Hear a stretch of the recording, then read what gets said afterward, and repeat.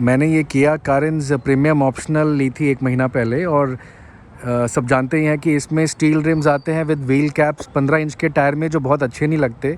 तो मैंने डिलीवरी के दिन ही ये अपग्रेड करवाए थे to 16 inch tyre with alloy wheels from outside. तो काफ़ी अच्छी लुक आई है गाड़ी की निकल के, बहुत अच्छे लगते हैं। और साइड से भी देखें तो काफ़ी अच्छे हैं, फिट हैं। गाड़ी में एक मस्कुलर लुक भी आई है, साइड से भी अच्छे लग रहे हैं। अलॉय व्हील आप देख सकते हैं। और टायर प्रोफाइल मैंने 16 इंच के टायर्स लिए हैं which are Yokohama tyres, earth one brand है। And profile is 215/60 R16 95H। तो बहुत अच्छी गाड़ी में लुक आई है, राइड स्टेबल हुई है, ड्राइव बहुत क्वालिटी इंप्रूव हुई है, कोई अलाइनमेंट की ज़रूरत नहीं पड़ी, गाड़ी बिल्कुल बढ़िया सीधी चल रही है और बहुत अच्छा ड्राइव प्लेजर इंक्रीज़ हुआ है and no issues at all. So you can consider the tyre upgrade very easily from 15 inch to 16 inch. Thank you.